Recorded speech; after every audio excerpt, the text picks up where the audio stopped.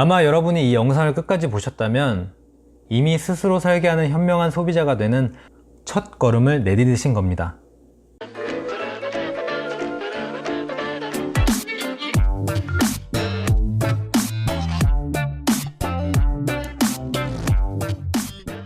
안녕하세요. 재테크. 스스로 설계하지 않으면 설계 당할 것이다. 여러분이 재테크를 스스로 설계하는 그날까지 전직 은행원이자 현 공인중개사 겸 자산관리사 평민만수루 평만입니다. 여러분, 보험 하나 정도는 갖고 계시죠? 우리나라 1인당 보험 가입 건수 평균 3.6건, 연간 지출액 377만원, GDP 대비 세계 5위, 보험 광고가 넘쳐나는 나라 명실공히 보험민국에서 여러분의 보험은 안녕하십니까? 여러분, 이 보험을 어떻게 가입하셨나요? 혹시 지인의 권유나 자극적인 광고에 노출되어 뚜렷한 계획이나 목적 없이 수동적으로 가입하시진 않으셨나요? 그 결과 납입기간은 10년에서 20년이고 보장기간은 80세 그리고 100세인데 보험을 7년 이상 유지하는 보험가입자 비율은 평균적으로 10명 중 3명 정도밖에 되지 않습니다. 그럼 이런 경우 피해자는 누가 될까요? 네, 바로 여러분입니다. 그러니 부디 이런 방식으로는 보험 가입하지 마세요. 첫째, 지인한테 가입하지 마세요. 여기서 말하는 지인이라 함은 학연, 지연, 혈연, 동창, 사돈의 팔촌의 부모님 지인, 그리고 각종 모임 등등 다 포함해서 보험 설계사 한 명씩은 꼭 있으시잖아요. 이런 지인들이 뜬금없이 갑자기 커피 한잔 하자고 하면 거진 이 중에 하나인 경우가 많죠. 보험 아니면 다단계. 그럼 이런 자리에 나가게 되면 어떻게 될까요? 우리나라 사람이 정말 약한 게 있죠. 바로 정. 그리고 또 여러분은 너무 착하세요. 그래서 일단 들어는 보는 게 예의라고 생각하고, 심지어 마음이 너무 약하신 분들은 듣고 있다가 그럼 그냥 싼 걸로 아무거나 해주세요 라고 말합니다. 그러다가 얼마 못 가 해지하고 이런 식으로 반복되는 거죠. 그런데 여러분, 보험 설계는 인생 설계와 맞물려 있고 고정 지출에 장기적인 영향을 줘요.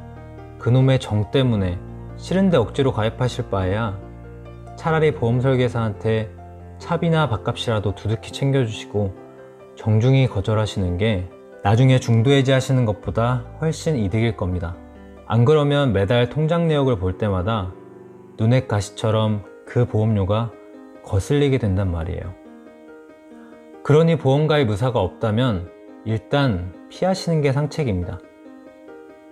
괜히 여지를 남기면 서로 힘들어져요.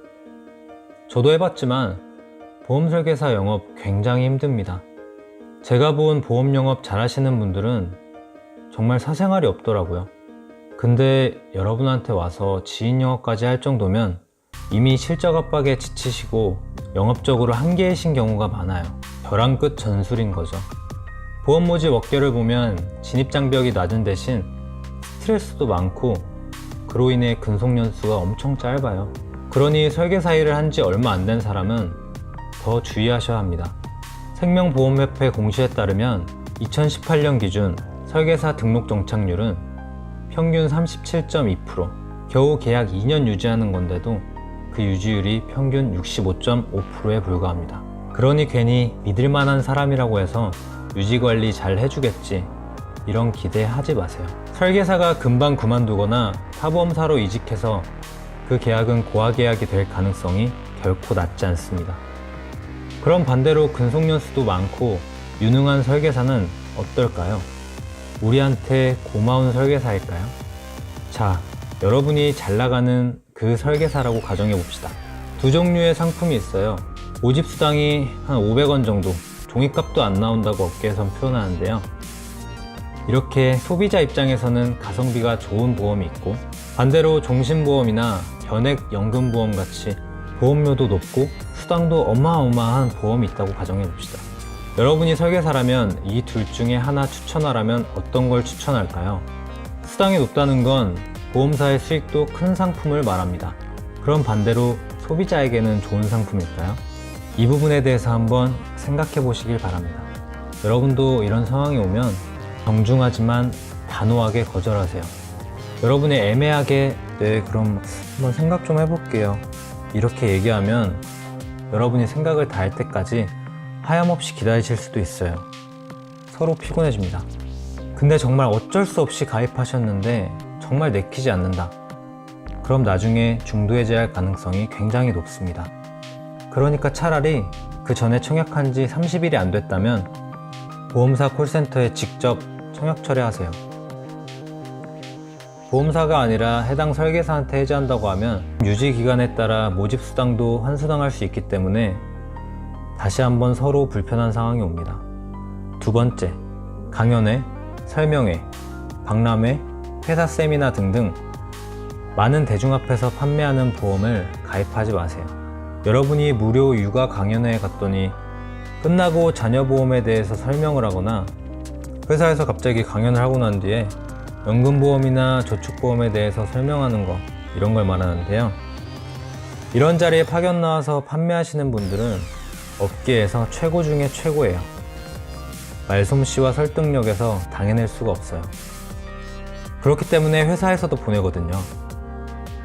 그리고 이런 경우 강연회의 성격 자체가 보험과 밀접한 연관이 되어 있어서 한 명도 가입을 안 하는 경우는 거의 없다고 보면 됩니다. 난 아무 생각 없이 강연회에 참여했다가 전혀 가입할 생각이 없었는데 주위를 둘러보니 다 가입서를 쓰고 있으면 나만 멀뚱멀뚱 있기가 굉장히 힘들죠. 여러분은 이때 군중심리에 휩쓸리게 됩니다. 가입 안 하는 내가 뭔가 잘못된 것 같고 이런 상품 마지막 기회라고 하니까 왠지 불안하고 그래서 가입 안내서를 끄적이다가 덜컥 사인해버리는 거죠. 근데 보험 상품은 마트에서 떨이하는 것과 다르게 당장 안 사도 사라지지 않아요. 예를 들어 보험 리모델링이라고 아시나요? 10년 전에도 이런 상품은 또 없다고 마지막이라고 해서 가입했는데 보장이 좋아졌으니 갈아타라고 하죠. 지금 상품이 다시 또 최고라고요. 그러면서 중도해지 손해는 쉬쉬하겠죠. 이런 자칭 히트 상품이나 절판 상품은 보험사가 망하지 않는 한 계속 나옵니다. 그러니 부디 보험은 충동적으로 가입하지 마세요. 내 계획에 있던 보험이 아니면 나중에 반드시 후회하거나 해지합니다. 후회라도 한다면 일단 다행입니다. 가입한 지 30일이 안 되셨다면 청약 철회하세요.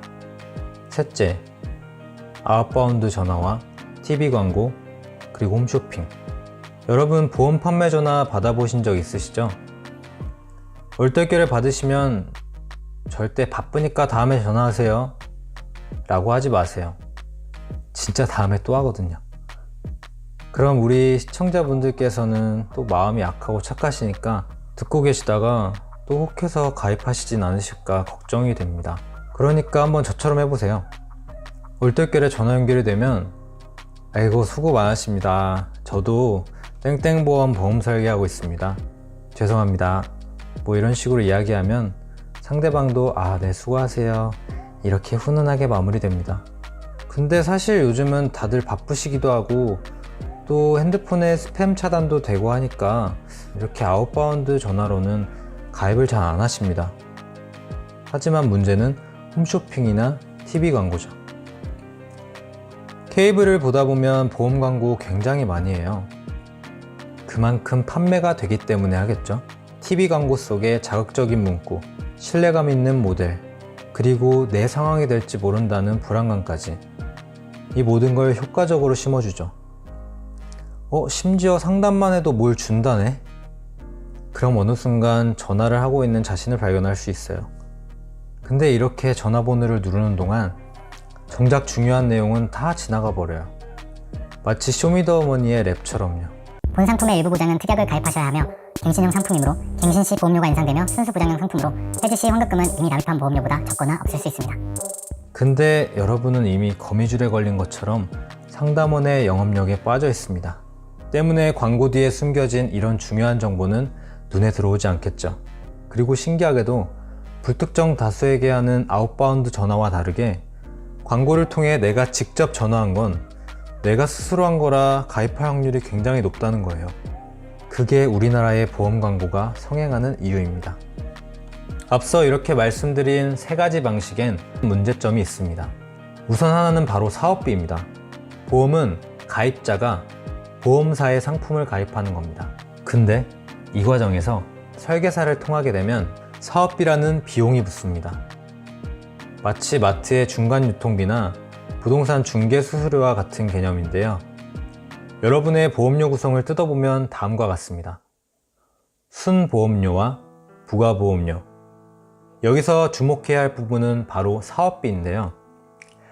기존의 사업비라는 명칭의 어감이 소비자에게 반감을 불러서인지 부가보험료로 명칭을 바꾼 것 같은데 제 생각엔 눈 가리고 아웅인 것 같고요.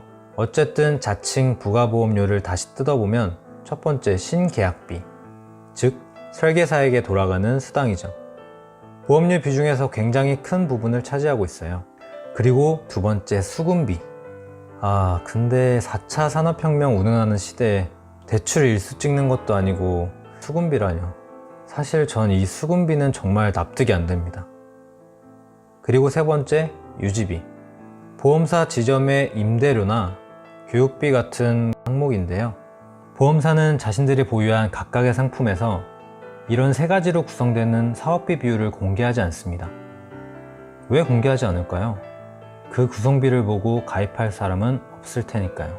이 사업비를 보험료 1회차부터 공제하기 때문에 1, 2년 내에 해지할 때 내가 낸 돈의 반도 돌려받지 못합니다. 어쨌든 이 사업비를 아예 없앨 수는 없겠지만 최대한 줄이는 방법은 간단합니다. 바로 중간 과정을 생략하면 되는 겁니다. 즉, 여러분이 직접 보험 설계를 하시면 됩니다. 그거 어렵지 않냐고요? 전혀요. 여러분께서 이 유튜브 영상을 보고 계실 수 있는 정도의 컴퓨터 실력이면 가능합니다. 한번 네이버에서 보험담화를 검색하시고 들어가 보세요. 끝에 or.kr이라는 도메인만 봐도 아실 수 있듯이 이 사이트는 생명보험협회와 손해보험협회에서 비영리 목적으로 운영하는 곳입니다. 영리 목적인 다른 사설 비교 견적 사이트랑은 성격 자체가 다릅니다. 일단 온라인 보험 위주고요. 이곳에서 마트에서 쇼핑하듯이 이것저것 비교해 보세요. 해당 보험사에 들어가 보면 UI가 직관적이고 화면 구성도 보기 편하게 되어 있어서 빠르고 쉽게 여러분 스스로 보험 설계를 하실 수 있습니다. 다른 한 가지는 계약 전 알릴 의무사항, 즉 고지 의무와 약관에 대한 설명 미흡으로 발생하는 문제인데요. 온라인이든 오프라인이든 여러분이 실제로 보험금을 받을 때 가장 중요한 것은 청약 시 작성한 고지 의무 사항과 약관의 주요 내용입니다. 하지만 아무리 나와 친한 설계사라도 300쪽이 넘는 약관을 하나하나 친절히 설명해주는 사람은 거의 없습니다. 오히려 친하다고 대강 넘어가지 않으면 다행이죠. 하지만 문제는 약관을 스스로 체크하고 가입하지 않으면 철석같이 믿었던 보험가 설계사에게 배신감을 느끼는 건 한순간이죠. 이 고지 의무를 청약 시점에 얼굴 마주보고 작성하다 보면 정신없이 시키는 대로 체크하기 바쁩니다. 왜냐? 서로 초조해요. 설계사는 청약서의 까다로운 고지 의무 부분을 보고 가입자가 갑자기 가입을 안 한다고 변덕을 부릴까봐 초조해지고, 가입자는 일단 가입하기로 결정한 이상 괜히 가입이 거절될까봐 초조하기 때문에 왠지 마음이 급해지고 중요한 부분이 누락될 가능성이 커집니다. 그리고 청약 후 확인차 하는 해피콜에서는 긍정적인 대답을 유도하기 때문에 대충 대답하다 보면 이 녹취록은 향후 발생할지 모를 보험 분쟁 시에 보험사의 강력한 무기가 됩니다. 실제 한 사례로 지병이 있었던 A씨가 완쾌 후 2년에서 5년이 지나면 보험가입에 아무 상관없다는 설계사의 말만 믿고 설계사에게 구두로만 이 부분을 언급하고 보험사에 아무 고지 없이 가입했다가 향후 수억 대의 보험금 지급을 방어하기 위한 보험사와의 법적 분쟁 때 이렇게 설계사에게 구두로 고지한 건 효력이 없어 고지 의무 위반에 해당된다는 판결이 있던 경우도 있어요. 2년이나 5년이 지나면 상관없다는 건 보험사의 계약 해지권이 없어진다는 것이지 나중에 보험금을 주겠다는 게 아니라는 걸 인지하지 못한 거죠. 이처럼 보험금을 지급받을 때 너무나도 중요한 약관과 고지 의무를 대강 넘어간 경우에 고액의 보험금을 지급받을 수 있는 큰 사고가 발생했을 때 칼이 되어 나에게 돌아옵니다. 다 그런 건 아니지만 일부 보험사의 특징이 소액의 보험금은 입소문을 위해서라도 엄청 빠르고 쿨하게 지급되지만 반대로 보험금이 수억대라면 거의 형사처럼 심사합니다. 이때 가장 먼저 보는 것이 고지 의무와 자필 서명 여부 확인을 위한 청약서예요. 이 청약서에서 꼬투리가 잡히면 여러분이 돈 낼 땐 보험이지만 받을 땐 모험이 되는 거 한순간입니다. 자칫하면 병마와도 싸우고 보험사와도 싸워야 하는 경우가 생길 뿐더러 이 과정에서 설계사가 여러분 편을 들어줄 거라 확신하시나요? 결국 몸도 아프고 마음도 다치는 경우가 허다합니다. 자, 그럼 마지막으로 정리하겠습니다. 보험 가입할 때 지인, 군중심리, 충동구매 이 세 가지만 주의합시다. 보험은 단순한 일회성 소비가 아닙니다. 보험 가입은 재테크에서 방어적 전략인 고정지출 줄이기에서 최소 10년 이상 큰 영향을 끼칩니다. 아무 생각 없이 보험을 가입하다 보면 어느 순간 고정지출에서 보험료가 과도한 비중을 차지하게 되고 월급은 그냥 스쳐 지나가게 될 겁니다. 그런 밑빠진 독에 물 붓기처럼 돈이 쌓이질 않으니 아예 제대로 된 재테크를 시작도 못하게 됩니다. 거듭 강조하는 부분이지만 어느 분야든 돈이 굴러다니는 곳은 내가 무지하면 무지 쉬운 먹잇감이 되고 스스로 설계하지 못한다면 누군가에게 설계당한다는 것이 제가 재테크를 바라보는 시각입니다. 아마 여러분이 이 영상을 끝까지 보셨다면 이미 스스로 설계하는 현명한 소비자가 되는 첫 걸음을 내디디신 겁니다. 여러분이 항상 들숨의 건강을, 날숨의 재력을 쌓으시길 기원드리고요. 평민이 만수르가 되는 그날까지 평만이었습니다. 구독과 좋아요 잊지 마시고요. 항상 감사드립니다.